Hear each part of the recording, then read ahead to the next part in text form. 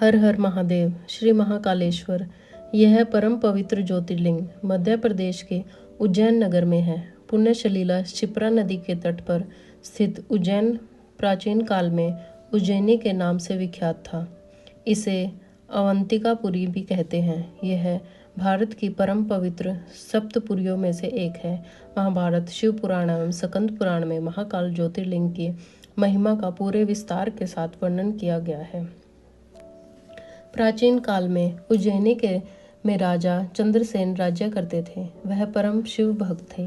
एक दिन शिकर नामक एक 5 वर्ष का गोप बालक अपनी माँ के साथ उधर से गुजर रहा था। राजा का शिव पूजन देखकर उसे बहुत विस्मय और कौतूहल हुआ।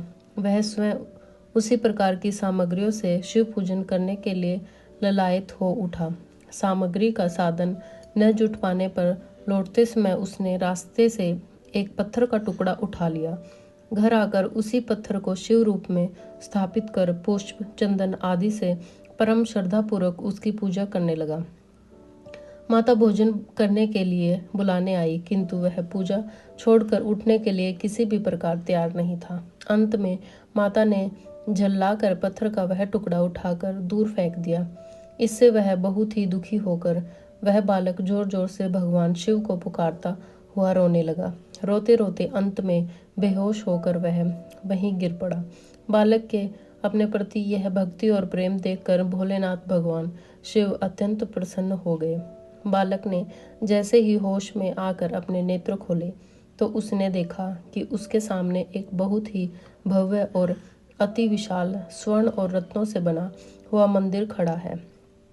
उस मंदिर में अंदर एक बहुत ही प्रकाशपूर्ण भास्वर तेजस्वी ज्योतिर्लिंग खड़ा है। बच्चा प्रसन्नता और आनंद से विभोर होकर भगवान शिव की स्तुति करने लगा। माता को जब यह समाचार मिला तब दौड़कर उसने अपने प्यारे लाला को गले से लगा लिया। पीछे राजा चंद्रसेन से ने भी वहां पहुंचकर उस बच्चे की भक्ति और श्रद्धा की बड़ी ही सराहना की। धीरे धीरे वह बड़ी भीड़ जुट गई। इतने में उस स्थान पर हनुमान जी प्रकट हो गए।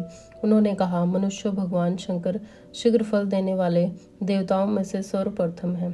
इस बालक की भक्ति से प्रसन्न होकर उन्होंने इसे ऐसा फल प्रदान किया है जो बड़े बड़े ऋषि मुनि करोड़ों जन्मों की तपस्या से भी प्राप्त नहीं कर पाते। इस गोप बालक की 8वीं पीढ़ी में धर्मात्मा नंदगोप का जन्म हुआ। द्वापर युग में भगवान विष्णु कृष्णावतार लेकर उनके वहां तरह तरह की लीलाएं करेंगे। हनुमान जी इतना कहकर अंतर्ध्यान हो गए।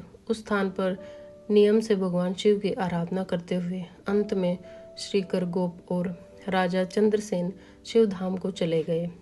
इस ज्योतिर्लिंग के विषय में एक दूसरी कथा इस प्रकार कही जाती है कि किसी समय अवंतिकापुरी में वेद पाठी तपोनिष्ठ एक अत्यंत तेजस्वी ब्राह्मण रहते थे।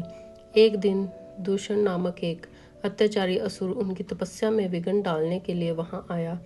ब्रह्मा जी से वर प्राप्त कर बहुत शक्तिशाली हो गया था। उसके अत्याचार से चारों ओर त्राही त्राही मची हुई थी। ब्राह्मण को कष्ट में पड़ा देखकर प्राणी मात्र का कल्याण करने वाले भगवान शंकर वहां प्रकट हो गए।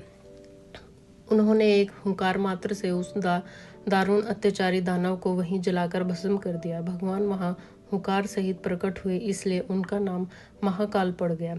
इसीलिए परम पवित्र ज्योतिर्लिंग को महाकाल के नाम से भी जाना जाता है। हे महादेव, हे महादेव, हे महादेव।